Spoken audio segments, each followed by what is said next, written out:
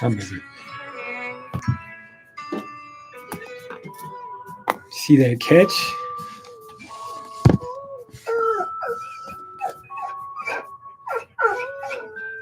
We got a lot going on there, huh?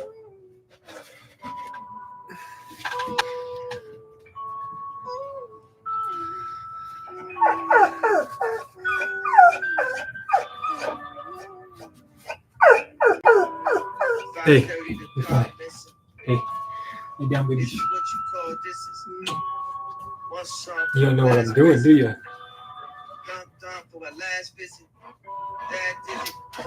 I hate him.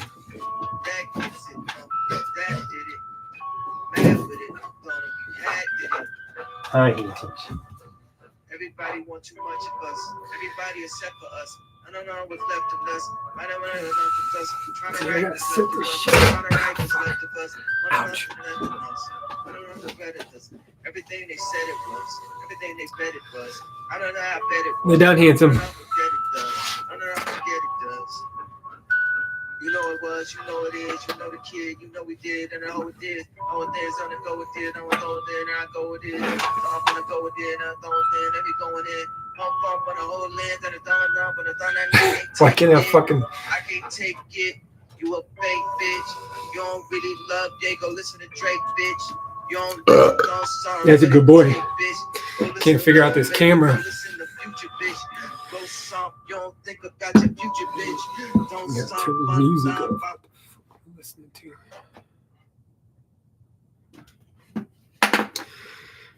As I'm starting this, what is it? August 23rd, I believe.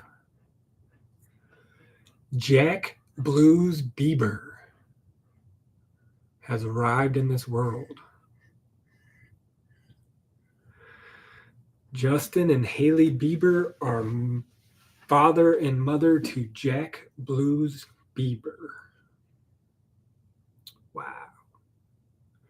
You can just feel things in the world changing a little bit, can't you? Just tweaking a little bit, turning the screw, just a quarter turn in the right direction, in the channel of common sense.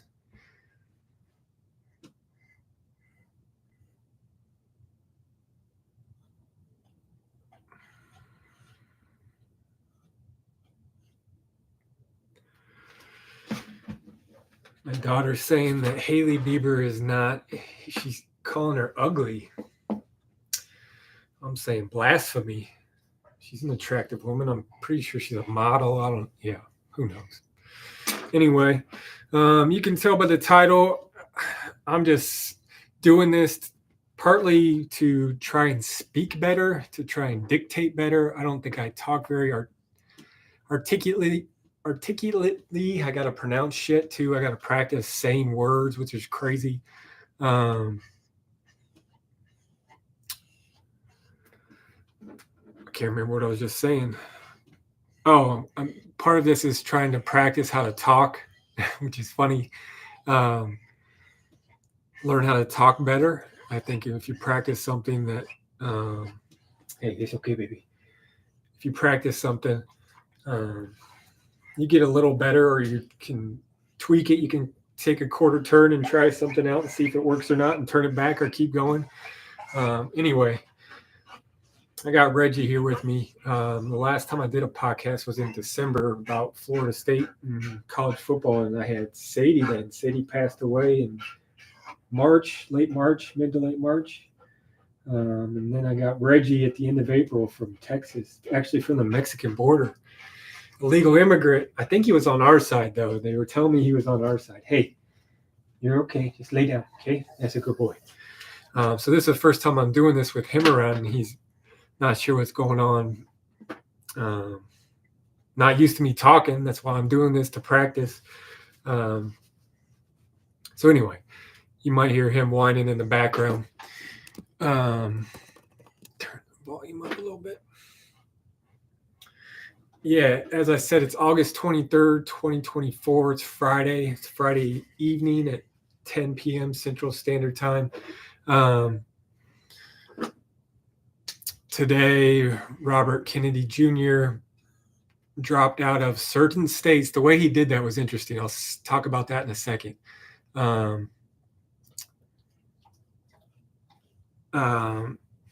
He postponed his campaign. He didn't drop out totally, and the reason he didn't drop out totally was to fuck the Democrats a little bit. He gets to choose which states he comes off of, so he's staying on the states that would hurt Kamala or whoever they're going to put up, Kamala, from that side, and then he's going to come off the states that were going to hurt Trump a little bit, so Trump will get strong. I mean, in my opinion, you can see by the title, I'm going to talk some politics. It's not really like, it's some ideas I wrote down the other night when I was just angry and didn't have anything to do and was trying to exercise my brain a little bit, try and think of some stuff. Like, you remember in like second grade when they used to pass out sheets and say, if I were president for a day, and then, you know, you would write a page of what you would do as president of the United States for a day or a week or whatever. That's kind of what I had in mind when I was going through this. So anyway,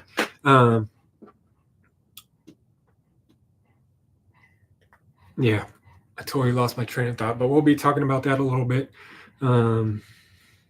It's just my opinions. I'm just trying to learn how to talk. This writing exercise, I guess you would say, and thought exercise was just to get my brain working, so I'm not just scrolling through Twitter or something, you know, just rotting away. Winter's coming up, so I got to start getting into a routine of trying to do something, even if that's reading a book, writing, or, you know, doing something to stimulate the brain, writing, you know, thinking. You've got to do that stuff to keep sharp. I think that's a part of it. You got to walk, you got to get some sunlight, fresh air, water, clean water. Anyway, Friday, August 23rd, RFK backs Trump. They get together at Trump's rally down in Phoenix. Looks like a roaring time. I saw a couple videos. It looks like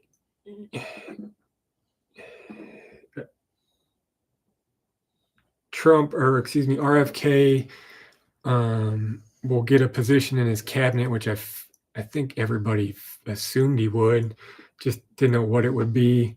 I saw what it is. I'm not going to say it because I honestly don't remember and I would screw it up badly. So you could look it up, but he would be in charge of like the CDC, the NHS or the NHI or whatever, all those things, FDA even maybe. I thought it would be cool if we put him as the director of the CIA. That would be crazy. That would be absolutely crazy if, yeah, that would.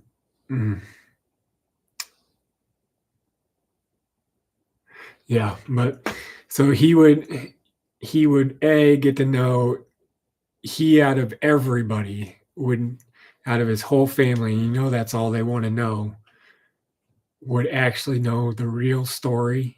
And then he could decide once he knows if he wants to release it to the public, if he only wants to release it to his immediate family, if he wants to keep it secret, if it's that bad. But anyway, he's more fit for, he was a lawyer, but he was more fit for what I read about, taking over the CDC and all that shit, cleaning that up, draining the swamp. Yeah, I mean, as much as I want to avoid politics and I talk it at work, inevitably I talk about it all the time with people, mostly good conversations and how we're just sick of talking about it, but some constructive things too. And it's just that's all we're fed all the time, constantly. It's like a reality TV show. You can either pay attention to it or live your life and have no idea what's going on and get along just fine. I do think there are some, we're at times, whether it's biblical or,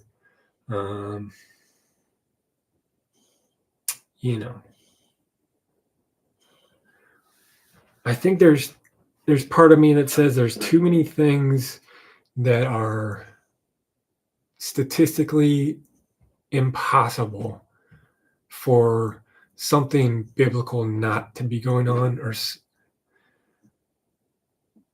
for something biblical. Like it has to be,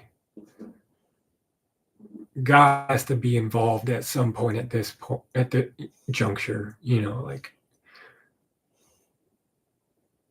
and what's happening is scripted, dark. I'm not going to, I shouldn't be talking on that because I don't know too much about it. I pretend like I do, but that's something I want to get into more and understand and welcome into my life. But anyway, that's not what this is about. I'm just going to start going through this list because I can't remember what I'm talking about again. First, I'm going to get a drink of water.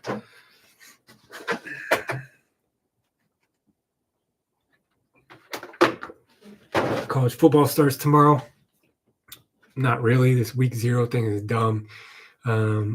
Florida State is playing to start the season for everybody, so they better win. I'll probably do one of these after the game, just let you know my thoughts. Hopefully they win. I mean, Georgia Tech always plays them tough no matter what.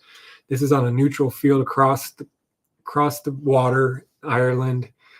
Kirk Herbstreit's there. I mean, that doesn't mean anything on the game. It's just he's a punk. I don't like him.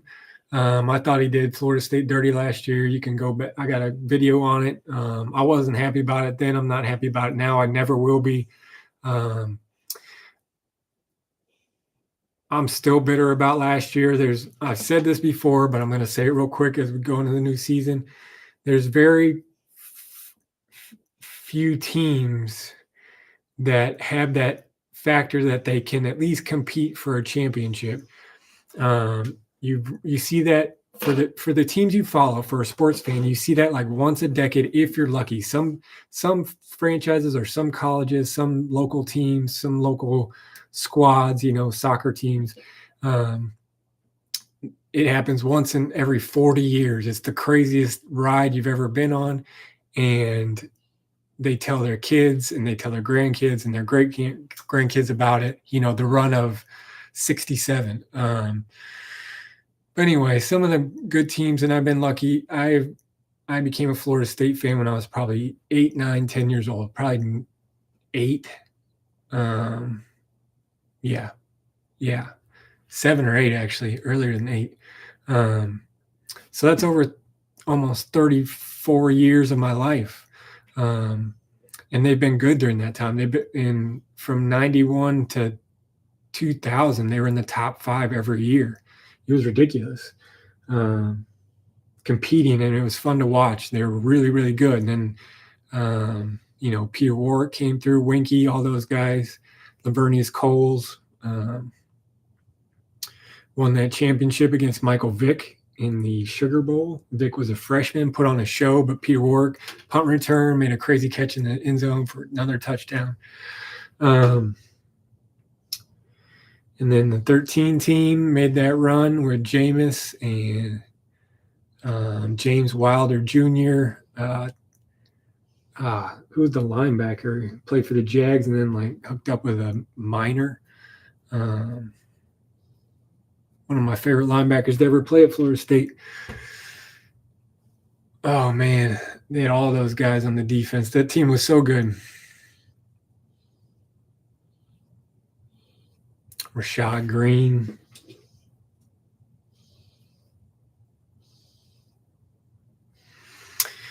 Anyway, I can't remember what I was saying about them being good all the time. Kirk Herbstreit. Oh, that's why I'm bitter, because last year's team, they had that it factor. They were good enough. They could have played with any of the 4 teams that made it in the playoff. They could have beat them. They also could have lost, but I think that they would have been favored. And I'm not a betting person. I'm just saying I think they were a better team all around versus except maybe I think Georgia and Florida State at full squads. I think Georgia's probably a little bit better, but it's a good game. It's a hell of a game. The game they played is bullshit. Like everybody razzes 63-3, whatever the fuck it was. Yeah, it was brutal, but it wasn't Florida State versus Georgia. That game didn't count, and I wish I didn't have to say that, but the players got fucked, and so they just went to the league. But that team had it. They could have competed. They could have beat Michigan. They could have beat Washington. They could have beat Texas, and they could have beat Alabama. They could have beat all 4 teams.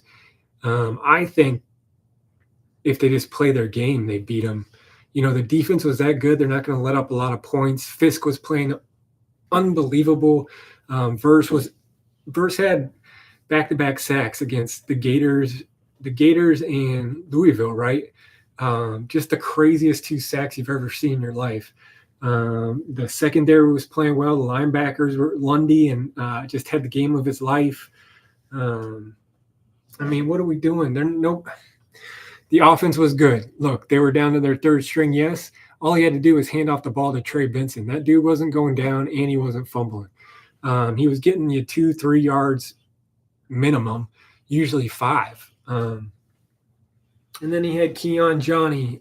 He had Hakeem Williams. He had Jaheim Bell. He had the other tight end. But it is what it is. And Kurt, said that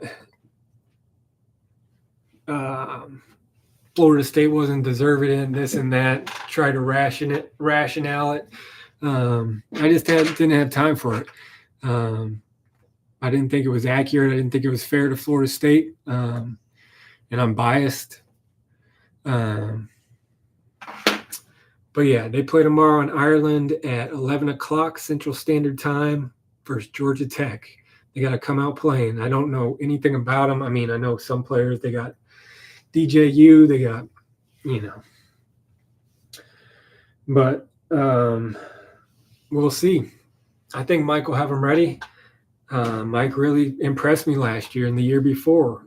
Actually, every year he's been a stand-up guy. I've been happy with the hire. I'm just a fan. I don't see behind the doors. I see some videos on Twitter, like he's walking to practice and whatnot, and doing some interviews. I don't watch too many of those, but he seems like a good guy. He addresses the questions. If they're struggling, he seems to take ownership of it and suggest a fix. I like his halftime adjustments usually, all the coordinators. But anyway, I'm excited. It's kind of weird that college football is back. I'm excited, but it's weird. It's August. Still seems like we just got into the turn, the back 9 of the summer. And here we are. My daughter and Iowa schools started school today. Today was their first day of school. She's in 8th grade already, which is wild.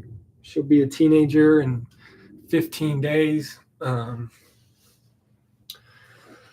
Great kid, but it's just wild that she's already in.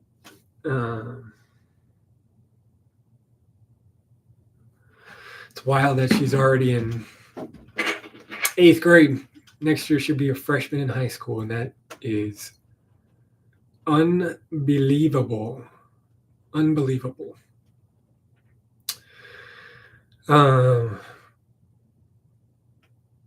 She's exhausted. She had to go up and down the stairs, she said, every period. And I said, good for you. That exercise is good. Get you going. Get the blood flowing. Make you hustle from class to class. But, can't believe it's almost fall. Leaves are already changing. It seems the weather to me seems about 40 days-ish off. And I think it's getting colder earlier. So we sped up that way, whatever that way is. We went counterclockwise in my mind. Maybe it's counter or clockwise in your mind. I don't know. But the weather seems to be sped up about 40 days in one of the directions. It seems to get hotter sooner. The grass seems to dry out 40 days ahead of what it used to. March comes and it doesn't really snow anymore. It gets kind of toasty. You'll get a day of like 70 degrees randomly, and then it'll be like 45 to 55 for 12 days straight, which is, I'm not complaining. I'm just, everything seems a little shifted to me. And I'm a believer in the poles are shifting. I think that's a fact, a scientific fact. It's happened in history. We can see that in rock formations and fossils where they're found, and land formations and architecture and all this. We're not just these lucky people that are on Earth and are the only people that have been here that could figure this shit out, right? If you believe that, you're an idiot.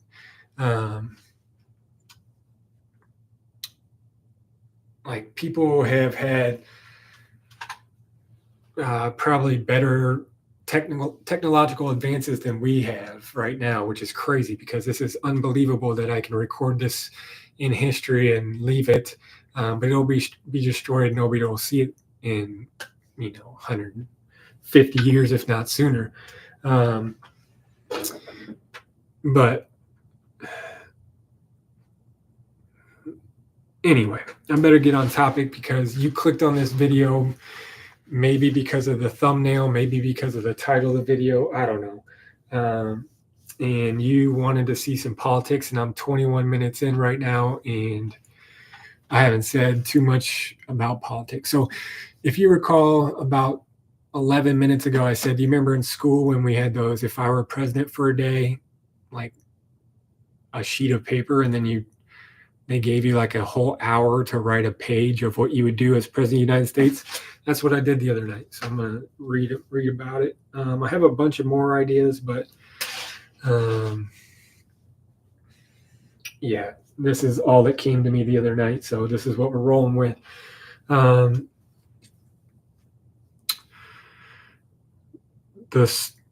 first thing I have written down, this is it's going to sound ridiculous at first and like just ad nauseum, like everybody's, just bear with me. This is my thoughts, it's my opinions. I'm not asking you to support it. I'm just opening the discussion, practicing talking, learning how to talk better, pronunciate better, speak more clear, more attentive, less filler words. So the first thing I have written down is school system.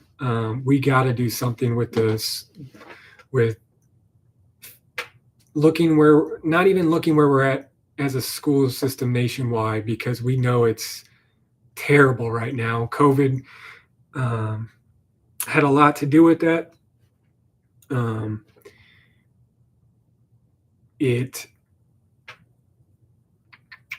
It puts kids back a couple of years at least in so many different ways. Most importantly, in my mind, socially. It was criminal what happened to them, in my opinion. I saw it firsthand.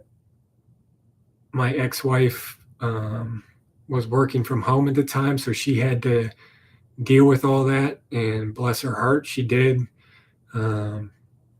But it was just not good for any kid. It was bad news. That's not how they function. But anyway, we gotta uproot that and figure it out. We gotta put some common sense behind the school system. We got to bring back discipline and authority in the teachers and on up level. Students have to learn and be taught respect. They need to respect their elders and their authority figures when they're inside a schoolhouse, school building. Start there. That has a lot to do with it. No phones, those are gone. I see some schools around where I live are trying to pass it or are passing it, which is cool to see. We'll see how it goes. I think it'll be much better than people anticipate. I like to look at things at an optimistic view. I hope that happens. But we got to teach them life skills, how to change a tire on a car, how to change your own oil, how to get rid of oil, where to get rid of oil if you want to change your own oil. Not necessarily balance a checkbook, but how to budget and how to cash flow, really. Like it doesn't have to be hard. I make X amount of dollars net every 2 weeks, every month, every week, whatever your frequency of pay is. Figure out what your net amount is, and then sit down and actually don't be afraid to look at your bills. First of all, you need to know what you're paying. Look at your credit card statements, look at your debit card statements, look at your bank statements, because you probably got a ton of shit coming off of there. Auto pay, things you forgot to cancel 18 years ago. You got to look at that stuff and see what you're paying. Cancel stuff you don't need, first of all. Condense it. Save yourself some money. Everything's getting more expensive. That's not a secret. That's ad nauseum at this point. But after that, you got to figure out your total amount of expenses at the end of the month, whatever that is to you. Compare that to your net income that you're making, the amount of money coming in, however you make money. Figure out how much is coming in on a set amount of time. The ideal time is to figure out how much you make in a month's time, because your bills and everything that you pay is typically on one payment per month, so you match those two things up, how much money you're making versus how much money is going out the door on a monthly basis. If that number, after you subtract your expenses from the money that you're making that's coming in, if that number is a positive, you have money left over at the end of the month. There's a lot of things that's your money. You can do whatever you want with it. Just like I can do whatever I want with the money if I have any left over after I pay all my expenses in the month. But we got to teach them cash flow, that exact equation right there. If you do have money left over, you can save it. You can invest it in a gazillion different things. I don't, I invest in a ton of different things. Because I've read about them, I've researched them. Some of them I just took a wild, gamble on them. We only live once. Like, I'm going to try some crazy different things. If they pay off, incredible. If I showed you I think I'm on Fidelity now. I can't even remember what stock trading app I have, because I never use it. I bought some things. I went up a ton of money.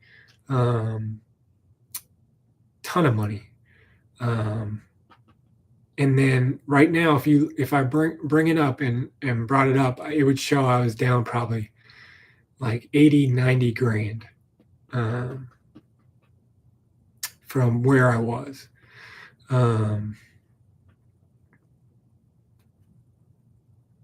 It's just demoralizing. So I have to hold now, and I'm like so many people. I have to hold until I at least break even, or at least am comfortable with the funds that are not going to me. But back to school, like they can, put it into, if they own a home, they can put it towards renovating the house, which will, depending on what you're doing, increase the value. So you're in turn making money. It's just a long-term investment there. That's a different way to invest. You can invest in a better car, because the one you're using right now doesn't run well. The oil burns, the brakes don't work. The lights don't work, so the maintenance costs are high on it. And you trading in this car, you got somebody wanted it for their kid, and you got a good amount of money for it. You can use that towards the down payment on a different car. Doesn't have to be new. I will never buy a new car. A used car works just fine for me. I just needed to get from point A to point B and be reliable. But if they purchase another car and their monthly payments are whatever X amount of money, and over the course of 14 months, they will have actually saved money based on their average expenses on that car and maintenance and breakdown and wear and tear and this and that. You know, what are those costs over the last 2 years? How much, if you broke that out over a monthly basis, what does that average out to be? And is that cost actually less than your monthly payment? If so, you're saving money in the long run. You are paying some interest. Yes, I understand that. Interest rates are, I think they're relatively healthy. I actually think they should bump up about 1.5 in totality, not all at once, but in totality from where we're at right now. I think that's the absolute narrowest channel of the sweet spot that you want to be in. You can even go higher. I was preaching for double-digit rates back around this time last year. I thought we were going to get there for sure. I still think we should be there, but there's no way the Fed's going to do that now. We're in election cycle, first of all. Powell already made statements that they're going to cut. The unemployment was terrible. You know, they reneged 818,000 jobs. It's like, yeah, duh. We know it's bad out there. So that's going to put the, rates are going to drop. People are going to start spending again. Inflation's going to skyrocket. It's going to be ugly. That's my opinion. But yeah. Anyway, let me get back to the list. Otherwise, I keep getting sidetracked and can't keep myself on. So the school system, teach them how to garden, how to pay bills, pay taxes, how to buy a home, what that process looks like. Trades, they can learn different trades if they want to. I think getting them started on trades there, and then they can, go to a apprenticeship after high school. That's a good option for them. Not for them, for anybody. I don't mean to be, I think they have this like blue collar, like that's in our genes. I don't know why society ever looked down upon blue collar. Like that's tremendous work. It's hard work. It's a skill. It's a real skill. You have to learn how to do it. It's a very noble job. If we don't have them, a society doesn't work. It's all starts there. So I don't know why I just said that that's a good option for them. Like who's them? And why do I think that I am above in the caste system or, in my speech that I can, anyway. So they can learn trades. They can learn whatever. They can learn different skills, how to do hair, how to do nails, cosmetology, real estate investing. Just throw different options out there for them. But you got to make the school experience different. You got to get out in nature way more. You got to get out of the classroom, get in nature, get their hands on stuff, get them involved, let them know, you got to be able to discipline them, let them know who's in authority. No screens, try to take screens away. I'm okay with no homework. Like their classes seem to be so long these days, like teach them a lesson and then give them something to do, like a little project or like an activity on paper to do. Get them involved that way. Don't let them up. I mean, don't give them 17 chances to do the same assignment. They get one try or maybe another one if they, completely misunderstood it, but not just to take a second chance. But yeah, anyway, I think a lot of it starts at the school system. The next thing I have written down is income tax. The amount of taxation on us as the people, American citizens, is ridiculous in my opinion. I think it's too much. We get taxed on everything. I don't need to, this isn't some revelation, but, we get taxed on the money before the money we make. We go to the store and we get taxed on the money we spend. And the products that we buy also have a tax on them.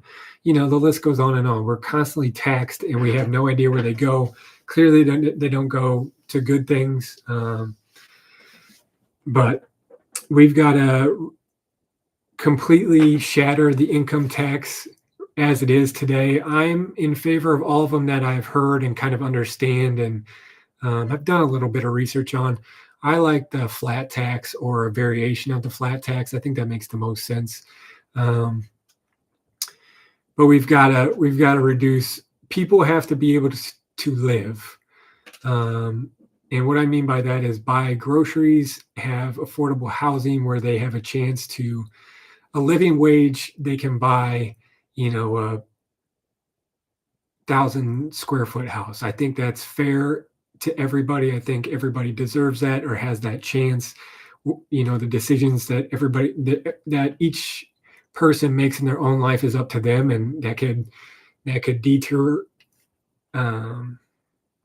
excuse me, their route to those things if they even want to achieve those things or have those things or consume those things or be those things, because everybody's different and those aren't the same goals and aspirations as everybody else. But I think at the very baseline of a society, you have to have where you work, no matter what it is, your living wage, all living wages.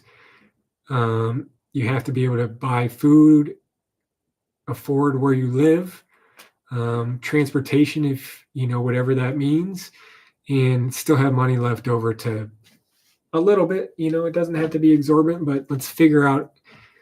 There's a lot of smart mathematicians out there, economists. Let's figure it out. Let's get new blood in there, economists, and figure this out. Let's call a spade a spade. The economy is terrible right now. In my opinion, everything has been propped up for the last 3.5 years. It's not as gravy as everything looks, and it's all going to come tumbling down here.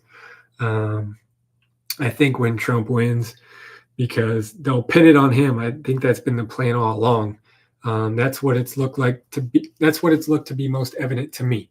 Again, I don't know anything. I just told you I'm down almost 6 digits in the stock market from where I started. So yeah, I'm not proud to say any of that. That's just bad investing on my part. I took a risk, and I was riding a high for a month, and then it all came crashing down, and now I just got to wait. I still am a believer. I think all these things are valuable. I'll get to this. If I were a president, one of my things is to clean up Wall Street. We got to drain that and start over. It's a rigged game. It doesn't make sense.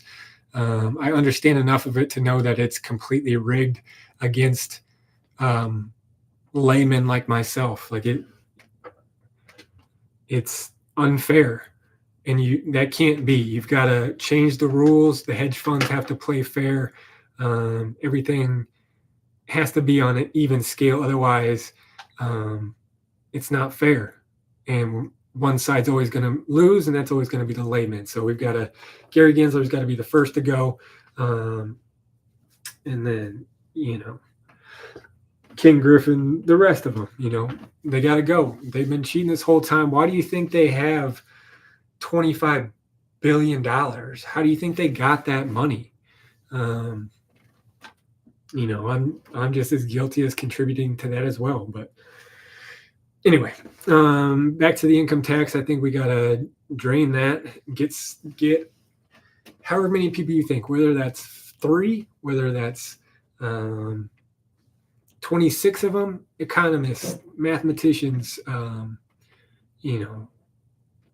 real sharp people that understand what numbers we can survive as a society to live just comfortably, where we have the necessities, where we don't have crazy inflation, where our currency is not susceptible to inflation, however that may be. For me, I think it's by going back onto the gold standard, the gold reserve.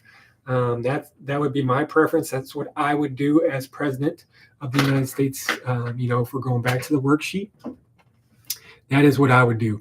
Go back to the gold standard. Doesn't fix everything, but I think it's the best option we have. It's proven itself over a long period of time, and it makes sense to me. I also think that they should end property tax.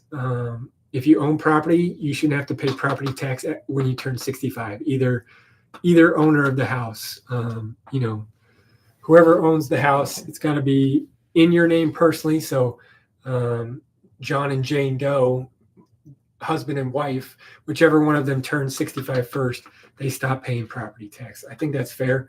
Or they their property tax gets cut in half. So then when John pays property, or when John turns 65, John Doe, then it fully goes away. The reason for that is you could have these gold diggers or whatever, or rigging the system where they just put a 65-year-old on there to stop paying property taxes, but it's actually, they're renting it out to some 20-year-old dudes or whatever. There'd have to be some thought around that, obviously, to figure that out, how not to screw the system or prove it or whatever. But I think that's fair. Once you turn 65, you're rewarded with not having to pay property tax anymore. Cities and municipalities, I can't say that word very well. Municipalities, they can figure out how to trim their budget. And I talking like I know how they run their books. They can figure out ways to increase revenue or streams of income. They can ask for grants they can apply to the United States government or the state that they're in to make up for that lost property tax. I mean, they'll probably pass a little bit of it on to the rest of the property tax owners, but if they can find a way to fund that differently, I think that's the route they should take. If I'm the city planner or controller or whatever, that's probably the route I'm going to take. Let me try and change this angle. I can't get the angle down. There. That's where I want to be, right there. That's the sweet spot for me. The next thing I have, see, I'm just all over the board. I went from school system to income tax to property tax over 65. Next thing I have is ivermectin and fenbendazole. I'm sure you know about these things. If you don't, I'm not going to bore you because I'm not an expert on it. I really don't know what I'm talking about, but I've done enough research and seen enough anecdotes about it that I myself take some ivermectin and fenbendazole sporadically throughout a week. My dog also takes some. Reggie, I think he went upstairs. He got tired. Oh, I can see him. He's sleeping. He got tired of me yapping though, so he's conked out. Beautiful dog. Beautiful dog. I'll put a picture of him up sometime. But we take it on the same intervals. It's supposed to get rid of parasites and be overall very beneficial to the human body, which is what I'm looking for. They use it in African countries for malaria and all that shit. And they take it every Sunday as like a community pill. As a matter of fact, RFK was on Theo Vaughn's podcast, in like 2021, I think, and talked about that, where he knew something was up because the U.S. government or whoever went down to African countries, confiscated or rounded up all the ivermectin pills, and burned it all, the entire supply. That was right, or they did this back in like 18 and 19, right before what. But just devastating to those nations down there and just absolutely criminal, in my opinion, and who knows, it could be completely false. I'm just repeating something that RFK Jr. stated on Theo Vaughn's podcast many years ago. I think we need to focus on health in many different ways that I'll get to. This is I've got so many topics to go to, and I'm already 43 minutes in, but nonetheless, we're going to keep rolling. I think one of the ways, if this is such a miracle,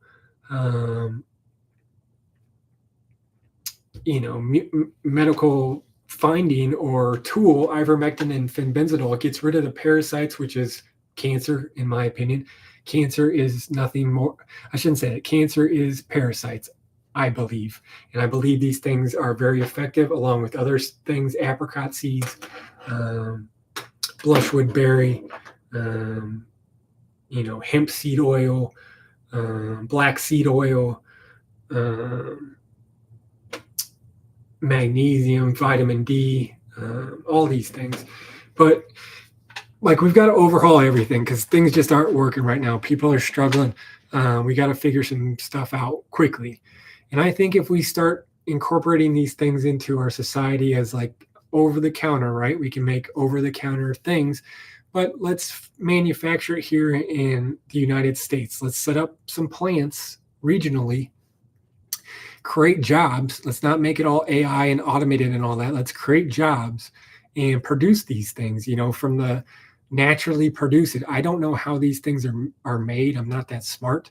Again, I just take them because I believe in their benefits to the human body, and finding and attacking and eliminating parasites in the body and toxins in the body. So far, so good. It's supposed to make you sleep better. I haven't noticed that, but yeah, the ivermectin tastes terrible. It's an apple cider flavor, I think, and it's apple cider flavor. It's very bitter. But I think we grow it or whatever it comes from, and then we make it. So there's a lot of supply chain. We deliver it to different places, salespeople or whatever. That puts a lot of jobs on the board. Let's start making that. Let's make it clean so we can let's control it so we can make it clean and control the entire process. One of the things on here, of course, is lock up the borders. We just can't be letting that many people in our country.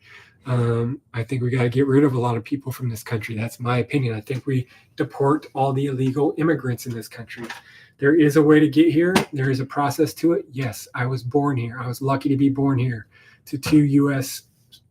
parents whose probably great-great-grandparents immigrated here from Ireland and England and different places over there. So I was fortunate enough to be here, be an American citizen. There's a path to get here. I don't know if I could pass that path right now. I'm ashamed to say that. I would like to try to pass it. But I know there's a path to citizenship. I used to work with a guy who's no longer here, but he became a U.S. citizen the correct way. It took him a long time. It took him a lot of studying. It took him a lot of effort on his part and commitment, and he got it done. And that is very commendable. He had a young son during the time he was doing all this. He was working a full-time job. He was a great guy, and he did the proper steps. He was from Mexico. He was a Mexican individual. Extremely nice guy, funny guy. And he took the proper steps. He joined the was it the U.S. Army? I don't think it was the Navy, and I don't think it was the Marines. I think it was the Army Reserve, maybe. He joined, got through, was in the Army Reserve, came into the office sharp as hell in his blues or whatever they call them. He also came in his greens, like the fatigue type stuff. He looked sharp, man. When somebody, a serviceman, as my grandma calls them, when they walk in a room in their uniform, they're there, man. They look good. They look sharp. Those things are well put together. Proud to be American. Thank you for your service, even though people say that, like, really, thank you for your service. That means a lot to protect our country, especially if you're not even from here. But I remember this guy I worked with tell me how difficult, the test to obtain citizenship here was. And and I don't think I could pass that today, as embarrassing as that is to admit. But I'd like that should be a test for everybody. Like, when you renew your license, you have to be able to drive, or to get a license to drive or an ID to vote, you have to pass a citizenship test. Including me, we've gone so far off trail that we're now back at we are equivalent to people that weren't born here, aren't from here, in terms of knowing about the history of our country or how things work in our country. Because a lot of it is laws and code and stuff like that. So To be able to get those things, you should be able to pass those. That should be the benchmark to be able to have certain rights to vote, to drive a car, to get a job, or not get a job, but you know what I'm saying.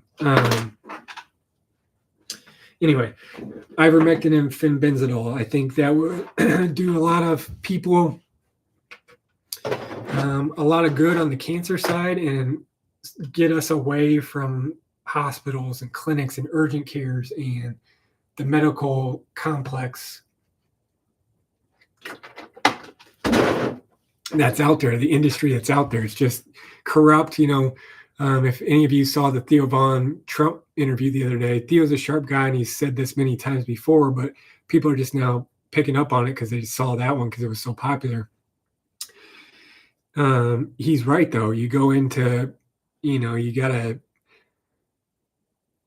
a kink in your back, a slip disc, you go in and they do an MRI and, hold that thing up to your chest and, you're in and out of there after the waiting time in like 25 minutes. You see like 3 different doctors and they're like, okay, we'll bill you. And you're like, okay. And then you just walk out of there. You don't pay anything.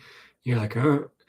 And then 7 months later, you get a bill in the mail for $4,300 because your insurance only covered this, this, and this due to how they billed it or how they coded the billing. You can't go back to the urgent care and fight that because first of all, nobody gives a damn.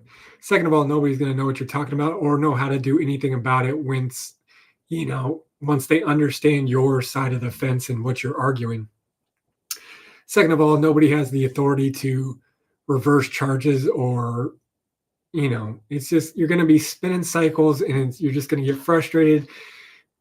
If my dad was in that situation, he'd probably punch somebody in the face because he would hit a boiling point where he would just lose his mind. And a lot of people would, it'd be hard not to aggressively take action.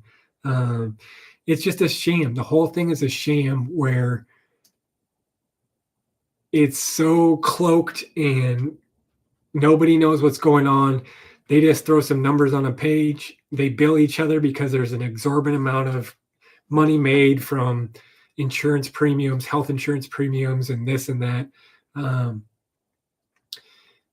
And so they just, they're like, oh, we'll throw this at the consumer and say we only covered these things, and they're still, on the hook for this amount. It's ridiculous. So we got to clean that up and get away from hospitals and all that. Stay away. That's my advice. Just stay away from those things. Once you go in, it's hard not to get caught in the cycle of always coming. Why do you think they have those rotating doors in hospitals and clinics and urgent cares? Because they know you just it's much easier to just keep coming back through that cycle.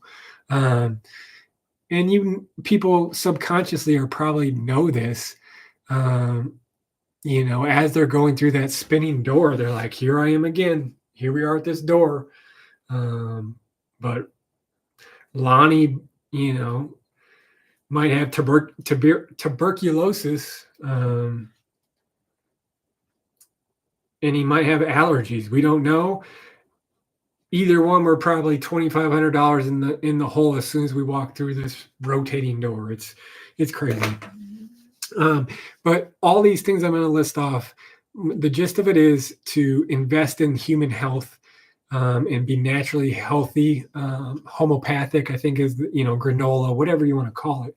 I think there's some real science and proof behind it. So all these things, I think we can produce an industry, growing. The next one is black seed oil, blushberry. I got the serum. It was from Australia.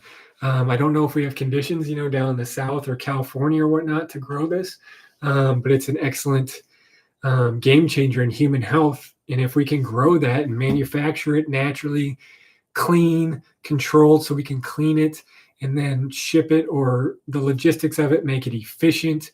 Elon, if you want to get on that with your electronic trucks, I mean, this is a perfect setup. We can make things happen. Black seed oil, mullein, which is good for your lungs and your nose, opening things up, making you breathe better, making you take in oxygen better. That's another thing. We got to cancel the air spraying, the cloud seeding, everything they're spraying in the skies. We got to knock that off day one. But back to the list: mullein, blushberry, black seed oil, apricot seeds. We got to grow apricots and produce those seeds. Those are unbelievably good for the human body. Grow them so they are plentiful and nutritious and beneficial, but also grow them at a quantity where the cost to the consumer comes down. You can still make a ton of money off of that, on the other side of the table, but we don't need to rip, grocery in that sense already runs at extremely tight margins. I think both ends can win, in this equation. Watermelon seeds are unbelievably tremendous for you right now. I went on to buy some real nice watermelon seeds. There's different kinds. I was looking for red, and they come from like Pakistan, Afghanistan, Uzbekistan, some crazy places. So I decided not to order those because I didn't want to have to explain or like be put on a list or anything. I just wanted watermelon seeds. These look like the most natural. They look like really good seeds for a good price, and that's who I wanted to purchase it from. I personally don't have anything against those countries. I was never in the military. I never went to those places. I never will go to those places because I don't like to fly.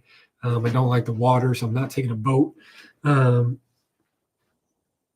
But I just don't want to, that's where I want to buy my watermelon seeds. I think they have a good watermelon seed culture over there. But I just don't want to go through the hoops over here of ordering those and having to explain what the hell they are. Cucumber seeds are really good for you. Apple seeds are really good for you. Avocados, there's many different avocado styles or variations that you can grow for different purposes. They taste different. We need to invest in those, make them less expensive. They suck up a shit ton of water. That's their knock, is the amount of water consumption that the avocados need is insane. So if you could figure that out, recycle it somehow, that'd be the only way you could do it, I think, because of how much water it consumes. But those are just some of those that came to my mind the other night. And there's a ton more. That's just my hot button. Nicotine, pure nicotine is wonderful for the body in moderation. There's a certain like microdosing that you do with pure nicotine that is phenomenal for the human body. Of course, it's all that other stuff they put in cigarettes and whatnot, cigars that would make you sick or whatever. But so I think we start growing all that stuff, making a real industry out of it, and we would see health benefits immediately, cut down on our healthcare costs, get rid of all these specialized medical costs and medical this, that. If we take care of health, we can take care of the rest and enjoy life, hopefully enjoy life and whatever, that means to you. Enjoy it a little more because we're not so worried about health, and maybe we live longer or live fuller lives, I think. Next I have on the list oil reserves. We got to bring back the Keystone Pipeline immediately. We got to start drilling for oil here and resources here.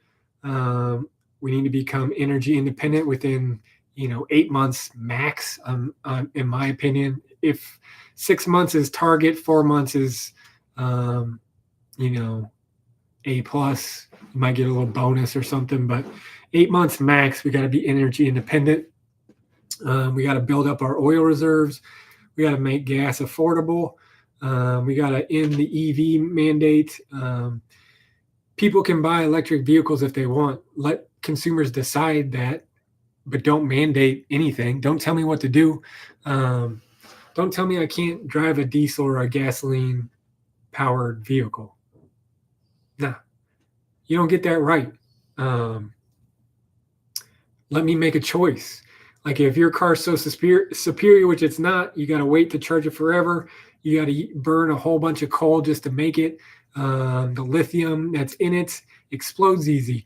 When you when the lithium battery goes out, which is about 5 to 7 years, you got to bury that, which is terrible for the ground, obviously. Um, are they cool cars? Are they fun? Yeah, of course. I would like to drive a Tesla, just around town. I wouldn't want to take it on any trips. That's just me. Um, but don't tell us we only have one option when there's multiple very good options out there, and the old way is actually better than yours. You're just giving us some, um, sales pitch for the last 15 years about how EV vehicles are the greatest thing ever. No. Um, I'm actually in favor of opening up all types of engineering ideas for vehicle motors, hydrogen, um, not necessarily nuclear for cars, but we should invest in nuclear energy for sure. Um, there's ways to do it very safely, efficiently, not inexpensively, but way less expensive than what we're spending today on energy costs. Water, water engines for vehicles.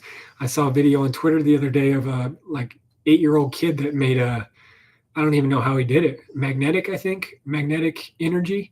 It was incredible. Like, get these people to figure out a working solution to the American vehicle, and let's put some options out there. There's plenty of people that have mentioned this, but I've been saying this for a long time. I've been saying I want the roll-up windows since I was like 11 years old. That's what I've been arguing. Other people have taken it further now, and I wholeheartedly agree that they should bring back very basic cars gearhead cars where people can work on them and figure them out how to make them run again if they break down, or how to just upkeep and the general maintenance on them. Very basic, no screens, a basic radio, no gadgets on it. We don't need all that. Roll up windows. Nothing drives me more crazy than rolling down my window because I just want to crack it a little bit, and then it goes too far, and then I roll it up and it goes all the way up, and it's just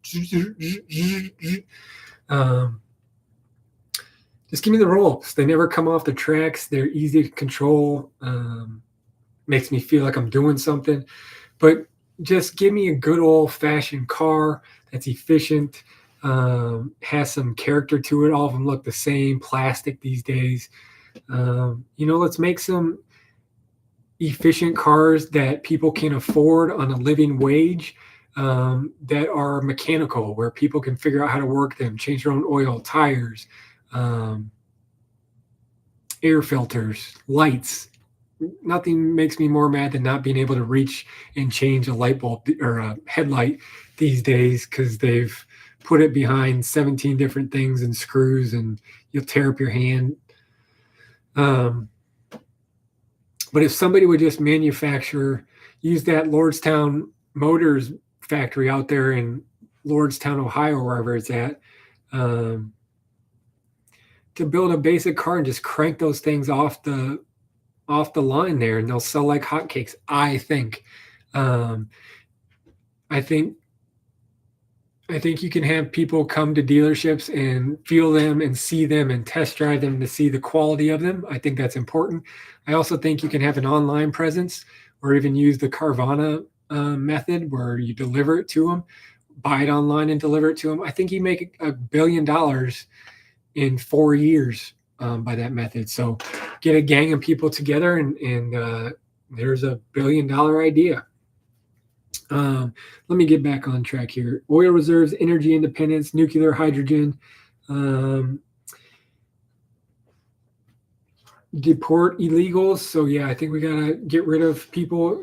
The amount of the amount of fighting men that came across our border was frightening, And I think we need to find people that didn't come here legally and go through the proper channels. They need to go back to where they came from, or how they entered, and figure it out from there. They're not welcome here anymore in the United States of America, just like they are not welcome at X amount of countries throughout the world, even continents. Um, there is a way to come back into this country in various different ways to work, a travel visa, and also to become a U.S. citizen. So if you want to, please explore. Here's a brochure on your way out, and we'll be in touch. Then we build the wall or whatever we need to build to secure our borders and send everybody home. Next thing I have written is death penalty for any child, anybody that sexually abuses a child, or traffics children or humans. You just can't be doing that. Like the amount of how that goes on today, I'll never wrap my head around it. Partly because I don't want to, and I don't think anybody does. But we all know that it goes on, and it's just terrible that that's in the cloth of some humans, and that some humans or children have to experience the other end of that. That is just so mind-numbingly painful. It's hard to put into words, but to end that, or at least curb it as best as you can, you have to put the most severe punishment on that possible. And that's, sorry, you had this one life, you chose to do this with your life, or you made one bad decision and you fucked up this kid's life for the rest of his life. So you ruined his life. You got to go. Like, this life, this earth wasn't for you. You did some messed up things, and you got to pay for it. And that's the death penalty for anybody that does those things. No leniency. You gotta set some rule. We gotta set some authority as a country again. I think that starts at the top of the government, the president, on down to the governors, the mayors, teachers. Next, I have overturn Obamacare. That goes into the healthcare stuff. Everything just costs too much. It doesn't cover anything anymore. Vision insurance is insane. I don't even have it because it doesn't cover anything. But Obamacare has made things about, the last best estimate I saw was like 34. No. It was, I can't remember the number, but it was double digits times higher, well into the double digits times higher healthcare cost on average per month to people than it was before Obamacare was put into place. It costs a lot more money to you and I under Obamacare than it did before that. And we need to get rid of it. Put a common sense approach to it and figure that out, because it's criminal what they're doing to us there.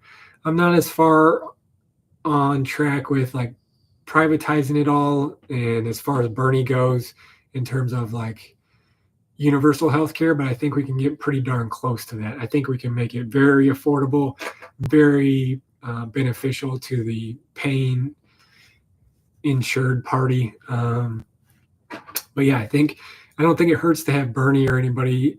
I think it's nice to have those contradicting sides so we can get somewhere in the middle, hear aspects that we may not think about or may not concern ourselves with, to come to some sort of resolution and action forward. The next one is near and dear to me because I just said I don't fly and I don't like water, so I'm not taking a boat. I think we need to invest in a high-speed rail system. Efficient, it would create a ton of jobs. So again, I'm creating more jobs. It would allow people to travel more frequently at a very cheaper cost, because right now, Pete Buttigieg or whatever, I know he can't dictate prices of travel and all this, but flying right now is crazy prices. Traveling is just insane right now. We can be more like Europe and make the trains go to places that make sense. People will use them for sure. It'll boost the economy because people will be traveling and spending money in different cities. We need to do this. It will create so many jobs. It'll create so many opportunities. So get that in motion. High-speed rail system. I've already touched on go to the gold standard, gold reserve for the U.S. dollar. The U.S. dollar is weak. Don't believe what's out there. It's tumbling fast, and it's not going to come back up, in my opinion. We need to go back to the gold standard, gold reserve. I think that catches it from the bottom and it makes it solid, as solid as we can be. Next on my list, I've got clean up Wall Street. So that's Gary Gensler and the boys. Just get them all out of there. They're all rats. They're all in it for their own greed. And they're all screwing us every way possible.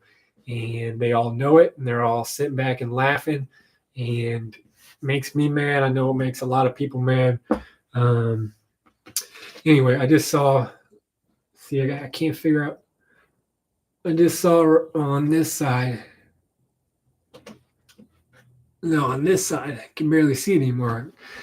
To tell you how much I don't know about anything, I'm sitting here preaching to this video to you like I know something. All I'm saying is this was a hypothetical. If I were president for a day, I would do all this stuff.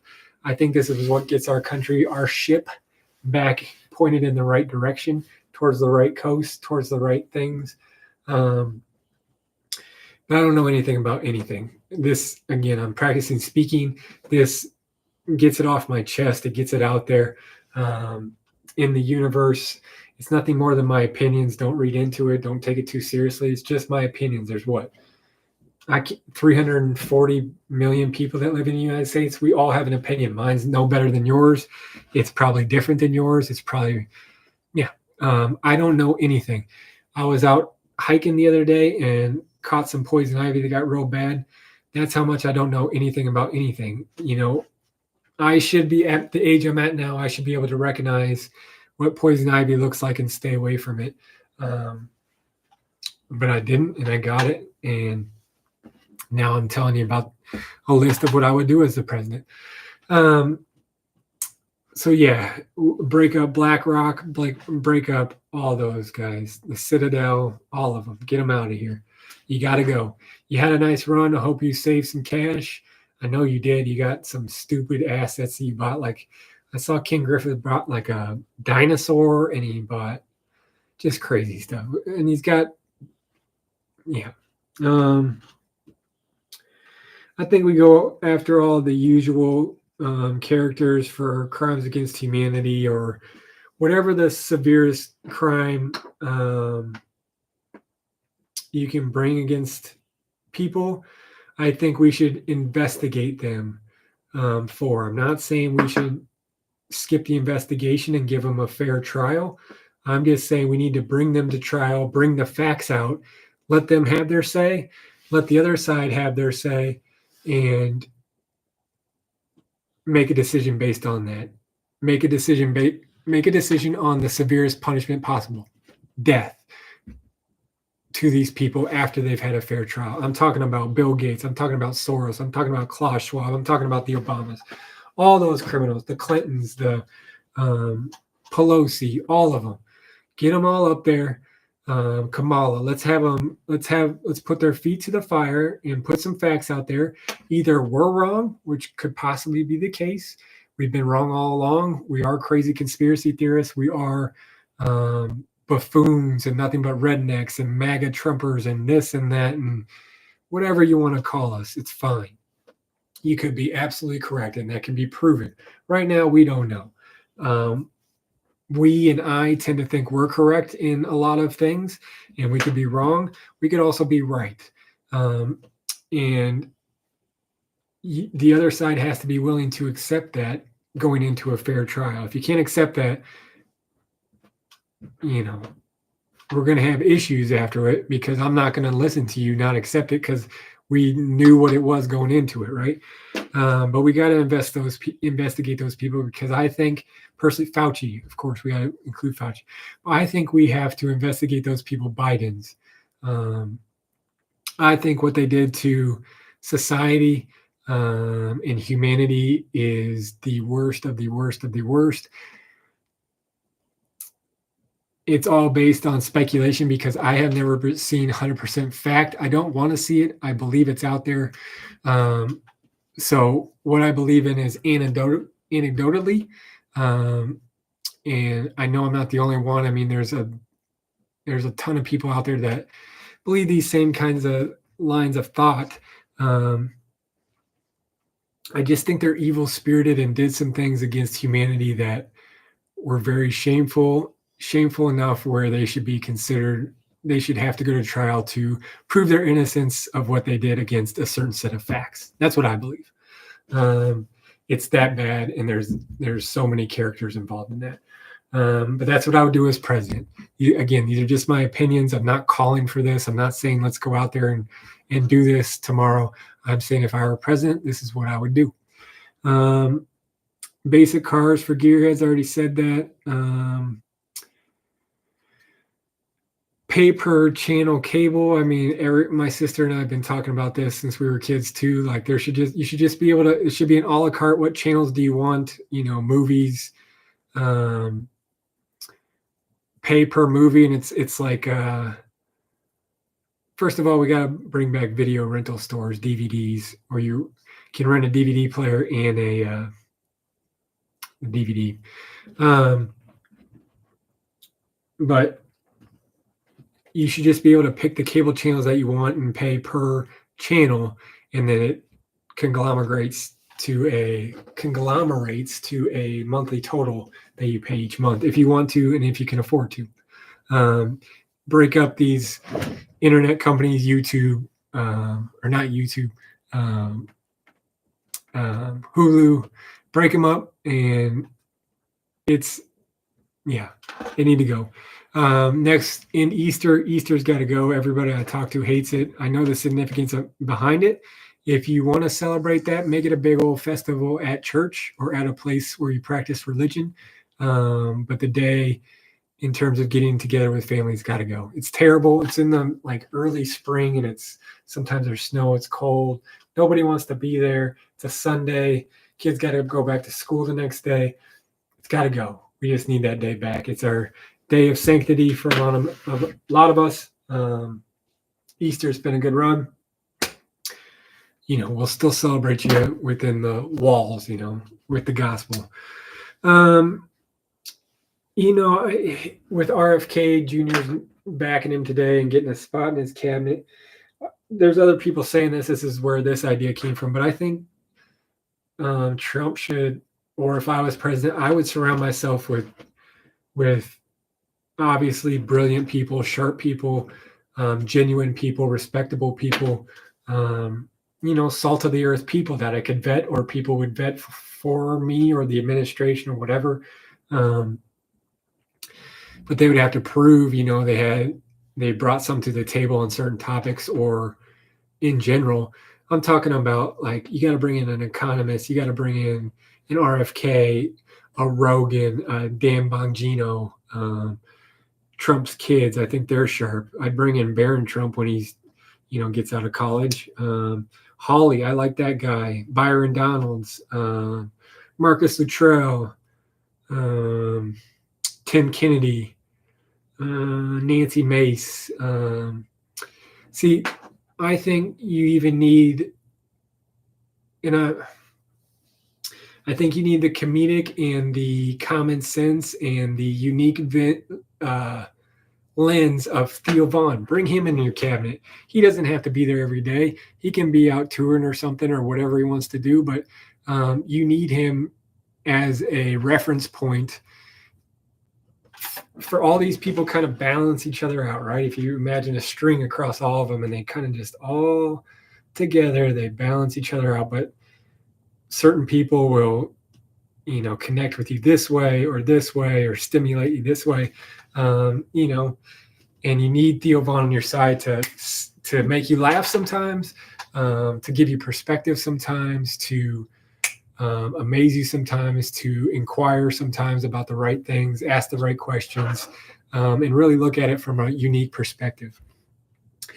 And this is just some names I wrote down the other night, but imagine the vast amount of web of sharp people that you could bring in that would be effective, that would bring not authority, but they would take pride.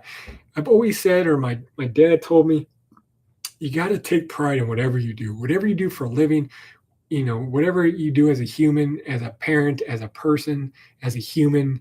What I do for my job, I take pride in it because it represents me. It represents the company that I'm working for. They pay me to do a job.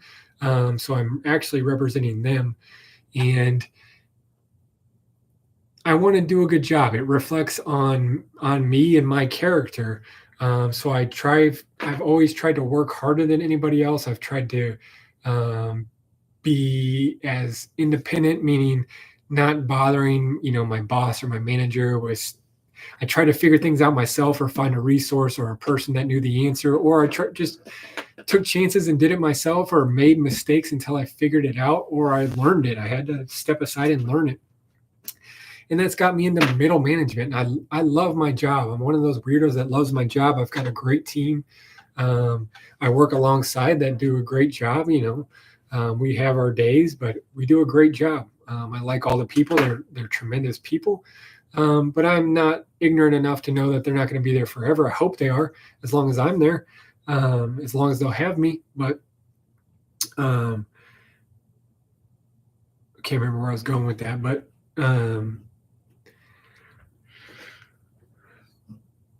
yeah, I can't remember where I was going. But you got to surround yourself with good people, and good things happen. You're not just a bunch of buddies. You got to have pride in it, and you got to have a mission. It's not just a long weekend where you guys are getting together and having a good time. You've got to recognize that what's at stake, and that's the country, that's the American citizens, that's a nation. That's a heavy burden. That's 300 years of history. Quite possibly evil versus prosperity, or the end of times versus continuing on. So yes, it would be a good time. It would be a lot of personalities and a lot of, I don't know what the term is, a lot of characters, but as long as you recognize that and set out for the mission, and realized if you pulled it off and put it together, how massive and immensely significant to the history of the world that would be. That's why you're in it, to save everybody, and for your children and their children, and people a million years from now. That's why you're doing it. Limit social media. You got to figure a way to limit social media for kids. There has to be a way. We've got to make some, it'll be tough. There's no ifs, ands, or buts about that. Kids will melt down for a long time, but I think sooner than people think, they will be refreshed and relieved to not be tied to a screen. I've seen it happen with my own daughter when I've taken her phone for various things. After about 3.5 days, 4 days, she is okay with it. After that, she'll occasionally ask for it, or like mention it, but she's okay without it. And I think that if she can do it, I know the rest of them can. But they just don't know any different. It's always there. There's always an option for a screen in front of them. And if you just take them away, and don't give them that option, they'll figure something else out to do. They'll use their imagination again. They'll start to realize that they have that, and they can use that at their expense, and they'll just go crazy, hopefully in a good way. They'll get out in the outside conditions, get some natural vitamin D, which is amazing for people. And that's another thing. Not mandatory. I can't say that because I just said don't make things mandatory.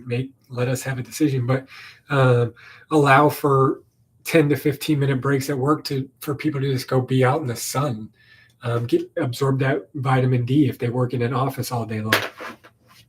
And I guess that option is probably out there today. You can do what you want on your break, but nobody just takes advantage of it. Just making people recognize the health benefits that can come from taking that or doing that during your break.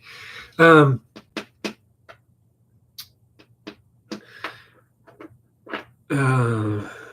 remember what I was going to say. Oh, so limit the screens and they'll figure it out, and it's not going to be quick in terms of completely changing around, but sooner than you think, they will become kids again, like you and I grew up, and before us grew up, innocent, and the last like 40 seconds of Same Drugs by Chance the Rapper. Go listen to that, and that's the definition of, that's the best artistic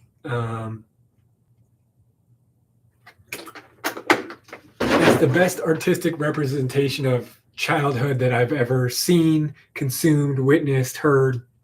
Is like the last 40 seconds, 47-ish seconds of Same Drugs by Chance the Rapper. Beautiful, beautiful song. Beautiful album. One of my favorite albums of all time.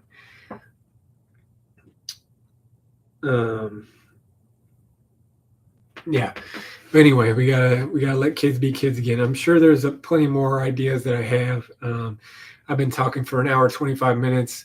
I think I'm about done. If you got through it this long, I appreciate you listening. Again, these are just my 2 cents. It doesn't mean a damn thing. All I really wanted to say was God bless the USA, and here I am an hour and a half later into this thing. So, again, I may hop on here and do a recap of the Florida State game, depending on how it goes. I'm just excited that football's back as an option on the TV screen. So, yeah. That's all I got for you. Have a good one.